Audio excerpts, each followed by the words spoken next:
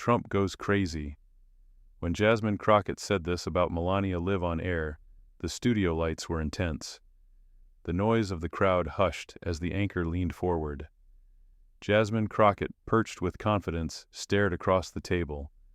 Her target Donald Trump, former president, current media storm. Her words a laser. "Mr. Trump," she said, voice steady, "are you proud of using your platform to demonize immigrants while your own wife breezed through the system?" Trump paused. He adjusted his tie. The audience swirled with tension. Crockett wasn't done. Her eyes locked on his. "You claim loyalty to America, but what about fairness? What about equal rules?" The anchor broke in. "Congresswoman Crockett, that's a bold charge." "No, it's a question," she corrected. "It's a challenge to the man who commanded headlines, social media debates." Trump leaned forward, his face hardened. "Let me tell you," he began, measured tone. His eyes flicked to the camera, then back to Crockett. "This is an attack on my family, on everything I built." Jasmine shrugged, serene. "Everything? Or just the double standard?" Behind her cameras zoomed in, black blazer, gentle posture, unwavering gaze. In seconds, the studio floor shifted. Pro-Trump viewers looked stunned. Conservatives girded for counterattack. Moderates murmured, "What about her point?" His response came, "Melania followed the rules. She's an immigrant you defend." He paused, voice low. "Why single out my wife while demonizing others?" Crockett leaned in further. "It's not my doing, sir. It's your platform. It's policy you shape. It's fairness you threaten." Trump's smile flickered. He opened his mouth, then closed it. Behind the cameras, behind the audience, ripples spread. This first 8-minute segment set the tone for the broadcast that would dominate headlines. It wasn't just a clash. It was a fracture between truth and theatrics, fairness and power. Tension crackled in the studio air. Crockett held the mic, but didn't speak. Trump leaned forward. He pointed at her. "This is defamation," he said. "You're casting doubt on my family, on my wife." His voice boomed in the charged silence. Crockett tilted her head. "Sir," she replied calmly, "I didn't accuse your wife of anything illegal." Her eyes narrowed. "I asked whether you stand by the double standard your wife received, and the policies you pushed." The anchor tried to steer the show, but the audience had already shifted. Across the nation, TV controllers clicked. Calls to talk radio exploded. On the Morning Rush host, Rick Daniels paused mid-sentence. "Did you hear that he asked? And she's just getting started." A trending Twitter feed lit up under hashtag or fairness for all. One user wrote, "She just said out loud what everyone's thinking." Comments spanned emotions, outrage, appreciation, fear. Crockett leaned in toward the camera. "This is not personal speculation," she said. She held a file. "Inside timelines of Melania Trump's immigration process, visa fast-tracked green card in 3 years citizenship soon after." She contrasted it with stories: Maria detained at the border for 8 months. Ahmed left undocumented in Ohio for years despite paying taxes. Their paperwork lost, their dignity stripped. One by one, she listed cases, non-famous faces, date-stamped, documented. She looked directly into the camera. "Is this how fairness works here?" she asked softly. Her sincerity trimmed the noise. Trump sharpened his tone. "Let's be clear," he said, voice low. "My wife followed the rules. And so can anyone else." He paused. "But we have to secure our border. We can't have uncontrolled migration." His claim Melania used legal channels. He denounced illegal aliens, blamed Democrats for open borders. Crockett shook her head. "Sir, you're missing the point," she said. "Legal channels too often vanish for people without power." She named Karen, a school teacher, denied an H-1B extension. Denied, but Trump's wife got fast-tracked. Clips exploded on social media. Fox News played the clash on loop with banner attack on First Lady scrolling at the bottom. CNN flashed Latino lawyer versus former president across the screen. Memes quickly sprouted. a side-by-side of Crockett's composed face next to Trump's scowl. Text Truth versus Tantrum. Midday conservative podcaster Mark Steele posted she's trying to take his family down. Name one congressperson who'd attack Michelle Obama like that. At the same time, progressive influencer Lee Martinez shared a montage of deported families. Text overlay system works differently for some. The digital war had begun. Back in the studio, the anchor regained composure. Congresswoman Trump fired back. He said your tone crossed the line. Crockett nodded. I respect first ladies, she said, but I also respect fairness. She paused. I'm here for everyone else. Trump leaned into his seat. He released a draft tweet. Crockett is a hateful radical. She wants to deport my wife. Sick over-the-shoulder monitors in the studio displayed his draft but unsent. It's outrageous, he said. Red line. Everyone should be able to come by the rules. He emphasized rules' eyes burning. Crockett's eyes softened. But not everyone gets those rules. That's the root issue. If we don't fix that, the whole system is broken. Studio lights dimmed slightly. Everyone swallowed. Crockett took off a small brooch, silver balance scales. It's about balance, she said quietly. When some people tip the scales, the system collapses. Trump watched her. He folded his arms. Neither spoke for several heartbeat-long moments. Crockett turned to the audience. To everyone watching, this isn't a personal feud. It's a fight over fairness, over rule of law, about systems that serve everyone equally. She said her mission wasn't to topple Trump's family, but to ensure no one stays above the rules. Trump cleared his throat. Congresswoman, you sound like you want more power for immigration lawyers. But your approach divides. I want safe and lawful immigration. Crockett nodded. That's what I want too. What I want is fair, transparent, accessible. She paused, and not reserved for the well-connected. By the end of the 40-minute segment, viewers had witnessed more than a confrontation. They saw a mirror. Two contenders, two visions, two perceptions of America's rules. Crockett had asked the bold question and now stood firm with evidence. Trump had rallied his base but risked further division. What comes next? The studio lights faded behind them, but the reverberations remained. Across living rooms and social feeds, the exchange between Donald Trump and Jasmine Crockett was still sizzling and unresolved. Part 3 dives deeper into public fallout, whispers behind the scenes, and strategic moves that set the stage for the next showdown. Crockett left the studio on a wave of mixed reactions. Some cheered, some jeered, but almost everyone talked. In her campaign headquarters, screens tracked every hashtag, every mention, every meme. The war room hummed with tension. Numbers are up, her digital director announced. Engagement far beyond projections. People are talking fairness. Her team felt the momentum shift, but they also felt the weight. Every comment on message boards, every text screenshotted from moms and dads worried them. The reaction was immediate. Fairness for all surged, while Save Melania rose in parallel. Meanwhile, Trump retreated to his private theater room at Mar-a-Lago. A wall of television monitors glowed with his show breaking on CNN and Fox. Behind him, advisors huddled. Their conclusion: the encounter had been spectacular theater.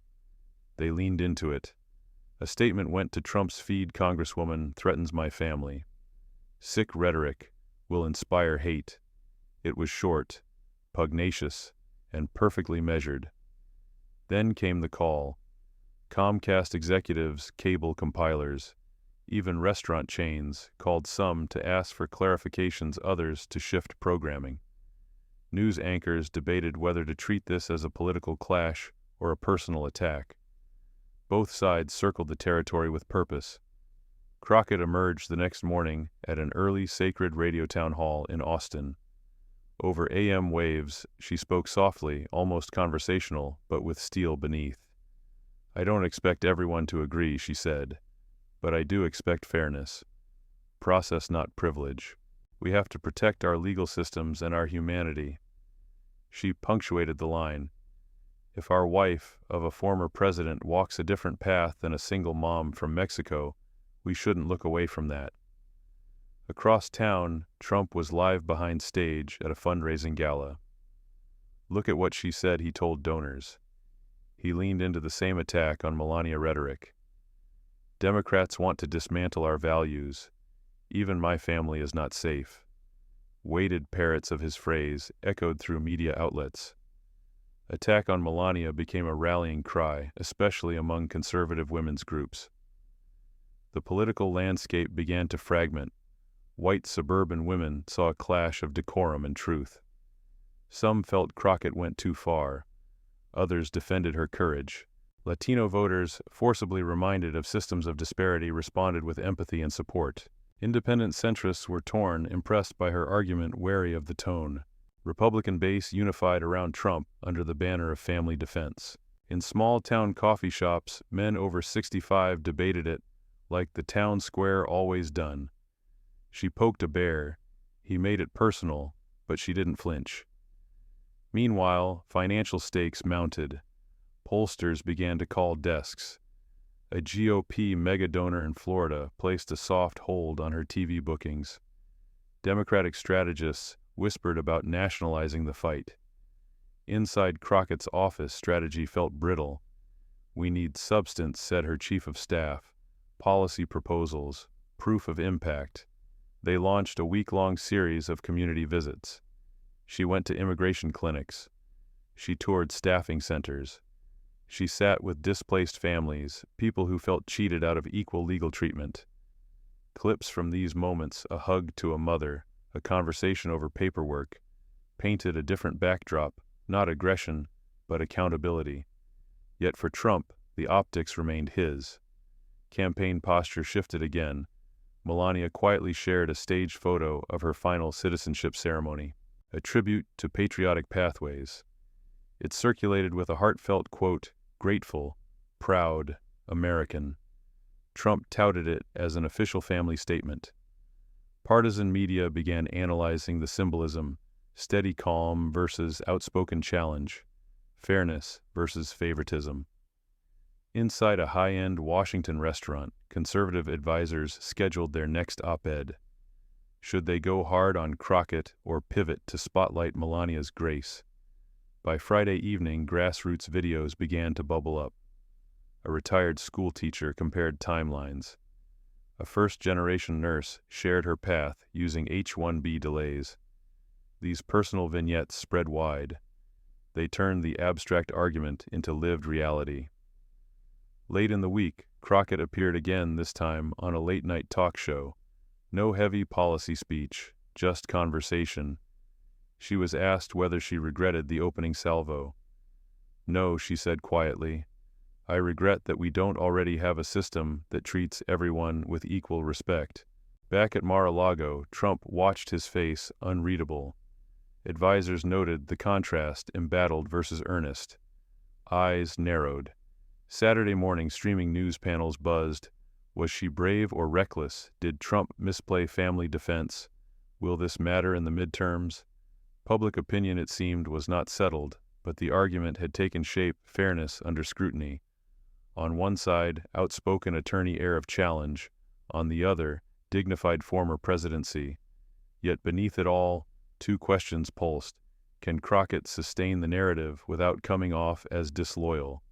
Can Trump diffuse the fairness debate without turning it into victim politics? As dusk fell over Washington and Palm Beach alike, the next act was forming. Neither side would rest. The battle lines were drawn, the headlines loaded, they only waited for the next spark. The fallout from their TV clash refused to cool. By midweek, the battle lines had spread from cable studios to social media feeds, grassroots forums, and swing district living rooms. Both sides regrouped, readying their next moves.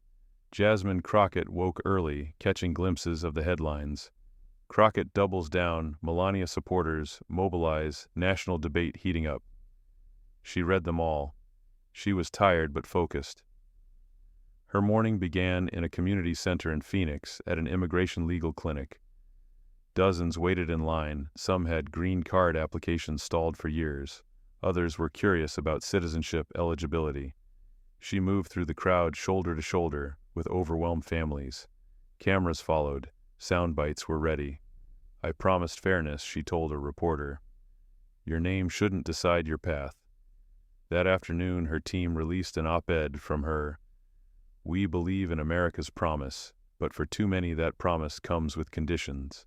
It's time we ask, why are some allowed speed, others left in line?" The op-ed spread wide, shared by immigrant rights groups, but mocked by conservative bloggers as anti-First Lady rhetoric in disguise. Meanwhile, at Mar-a-Lago, Trump circled back to his base with precision.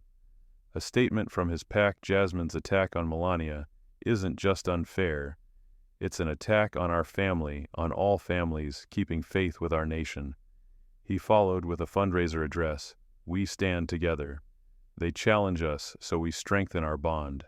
In the gallery, cheers. In digital ads, pauses. They were shifting from defense to offense. The public split further. Young progressives praised Crockett for holding power accountable. Moderates questioned whether the tone was too personal, yet found resonance in fairness. Conservatives rallied around Melania, citing civility and respect. Polling data rolled in. Crockett saw a modest uptick among urban women. Trump solidified support among older voters. The issue: momentum, not mandate. On Wednesday evening, Jade Rivers, a Phoenix journalist, posted a video titled "Comparing Paths: Crockett versus Crockett." She interviewed two women, a nurse from El Paso and a former co-worker of Melania. The contrast was stark. One shared anxious paperwork delays, another spoke of fast-tracked processing and modeling. The video went viral. Crockett's team seized it, adding a social media campaign, "Parse Path Check." The message: every immigrant's journey deserves scrutiny, and no one should get a pass. Trump responded in kind. A photo of Melania's Citizenship Day smiling, draped in flag, captioned, "Kept the rules." Followed the path, shared widely across right-leaning platforms. Thursday morning brought the big hit, a televised roundtable on Meet the Press. Crockett appeared remotely. Trump's allies prepped talking points for a live call-in. Moderator asked, "Is this fair? Is this divisive?" Crockett answered with calm conviction, "We're questioning privilege within the system. That's not division, that's accountability." On her side, personal testimony, legal precedent. On Trump's emotional appeal, family defense. Conservative callers phoned in live. One tearful woman from Wisconsin said, "My family waited 10 years. They sat through green card lottery after lottery. Why didn't we get help?" The line went silent. Crockett responded with empathy. The screen switched to Trump's camp. A supporter called in, "She attacked Melania. That's wrong." The host checked balance: fairness versus family. That night, networks aired highlights: "Check your privilege versus attack on an American family." Crockett's media profile peaked. Morning interviews, podcasts, late-night mentions. She was questioned, was she using Melania as a symbol? She replied without hesitation, "Symbols matter. Choices matter. If we treat everyone differently under the law, it erodes trust." Under pressure, she scheduled a town hall open to all, filmed live. Her team debated format: should Melania fans speak? Should Trump supporters be invited? They chose yes to show openness while demanding fairness. Simultaneously, Trump's team prepared his next speech, a campaign rally focused on American families. They preempted criticism, planting op-eds that framed the media hype as manufactured outrage. At the town hall, the tension was real. Questions came hard. A teacher from Chicago asked, "How do we fix the backlog?" A retired vet asked, "How do we respect families like the Trumps?" A young man asked, "Will inquiry into Melania lead to scapegoating?" Her responses were sharp yet empathetic. "We reform the system, not dismantle it. We honor the law, including all who follow it honestly." By Thursday afternoon, the narrative had shifted. This was not just about one person. It was about the integrity of the process. Trump's response was swift. He posted a video. "Our family is America's family. We follow the law. And yes, we love our family." He spoke of family twice, laws 3 times. The message blended emotion and precedent. But the story had evolved beyond the initial clash. It had become a mirror revealing deeper truth lines. Should equal systems treat everyone equally? Is public scrutiny limited to only the humble? Can personal stories drive policy reform? By Friday, federal policymakers took note. A bipartisan group drafted a hearing proposal, Immigrant Pathways, Equity and Transparency. They invited Crockett and Trump's immigration advisor. It would be televised.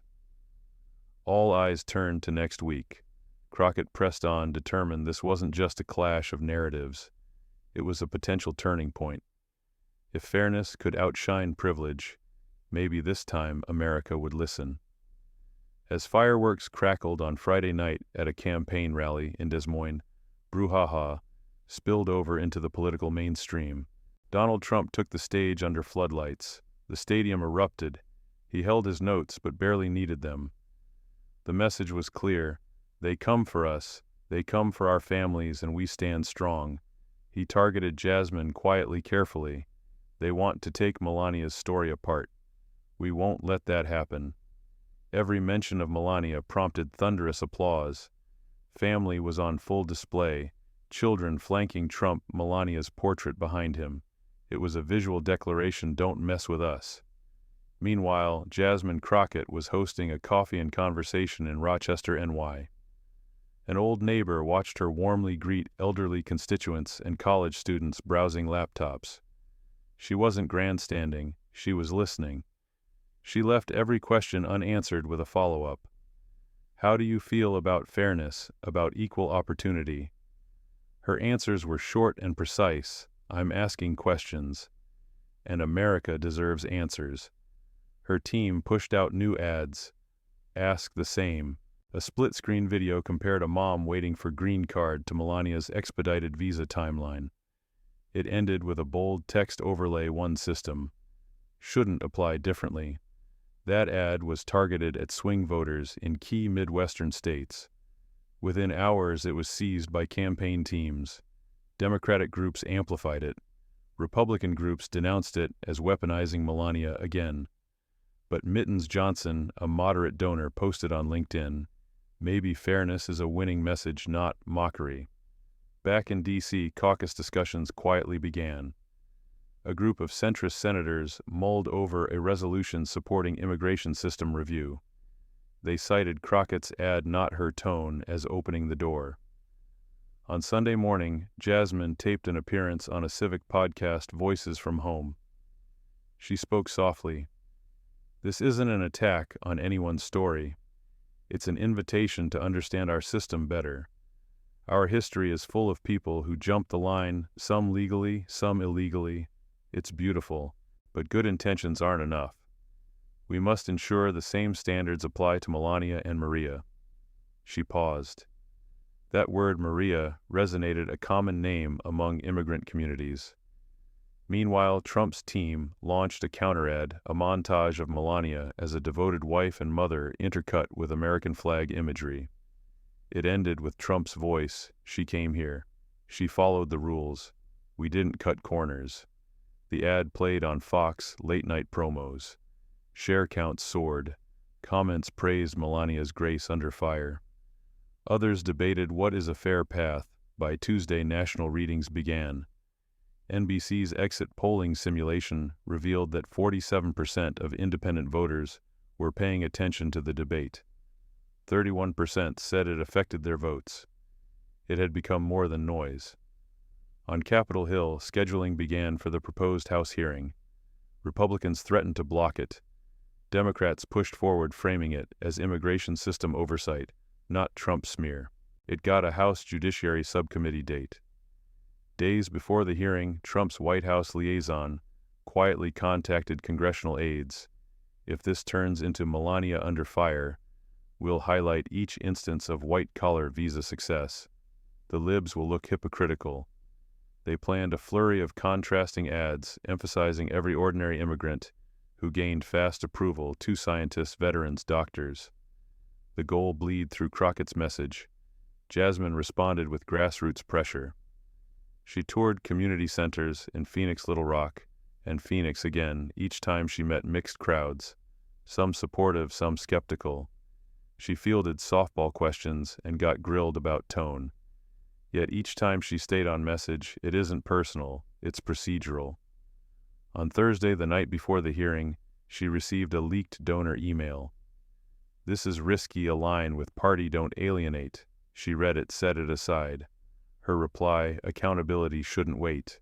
That night she appeared on MSNBC's All In. The host asked whether referencing Melania was reckless.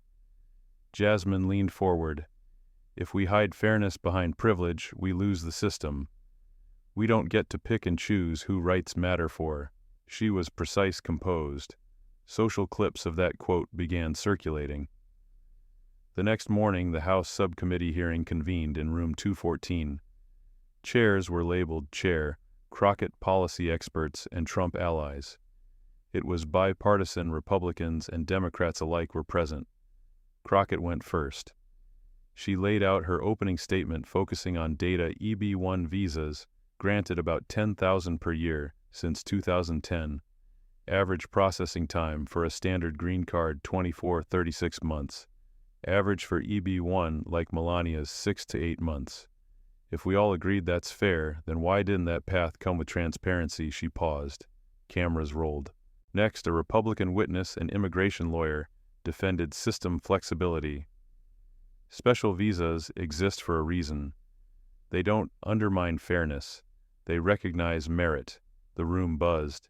Then, the big moment, a Republican Congresswoman stood to question Crockett.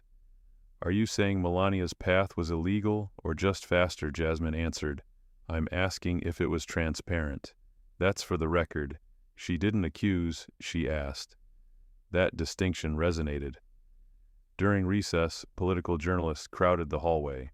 A gawker asked her, "Was any of this about Donald Trump?" She replied calmly, "It's about rules, something every president swears to uphold." By afternoon, the committee convened again. Trump allies presented studies showing exceptions for Nobel laureates and scientific innovators. They argued Melania's visa was within guidelines. The room at times nodded, at times frowned, but Crockett didn't blink. Her final closing statement: "The fact we can debate this so publicly means our system isn't broken, it's engaged.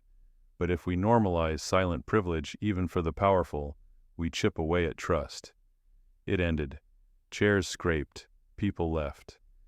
Journalists smelled the headlines. Crockett asks tough questions, avoids attack. Privilege under a microscope. Crockett answered a few friendly streamed questions. One student asked, "Did you regret mentioning Melania?" She shook her head. "We need to ask these questions now. History doesn't vote quietly." By evening, both sides claimed a win. Democrats said they elevated fair process. Republicans said they defended transparency and legal exceptions. Social media exploded. The hashtag #PathCheck trended. Defend Melania responded. In Phoenix, a Facebook fundraiser surged with small donations, many referencing fairness. In Mar-a-Lago patio, a soft echo of applause for family unity floated through Trump's evening party. Somewhere in between, on cable and print, across kitchen tables, the conversation shifted. It wasn't just two individuals clashing. It was a debate about equality, about whether law treated us all the same. And that debate would continue not in a stadium, a studio, or a hall. It would happen where it always does, across party lines, generational divides, and everyday experiences. The journey wasn't over, it had only reached its tipping point. The morning after the hearing, Donald Trump walked past reporters with a rehearsed calm. He didn't address the questions. He didn't need to. The message was already circulating. Melania was untouchable, and anyone who questioned her path was by extension un-American. But something had shifted. In Brooklyn, a local paper ran a headline, "Crockett didn't flinch." In Houston, an immigration rights group shared her full testimony with a caption, "She asked what we've whispered for years." On Reddit, a post with 14,000 upvotes read, Is it fair if the First Lady skips the line? Trump's team continued its media blitz framing Crockett as reckless divisive. Yet behind closed doors, even some Republican strategists admitted she hadn't said anything false, just uncomfortable. Jasmine didn't claim victory. She returned to work. Her next speech wasn't about Melania. It was about a local housing crisis. But in the crowd, someone yelled, "Thank you for telling the truth." She looked up, smiled, and moved on. Because that was the real legacy of this moment. Not scandal, not sound bites, but a fracture in the silence, a conversation started, one that refused to fade.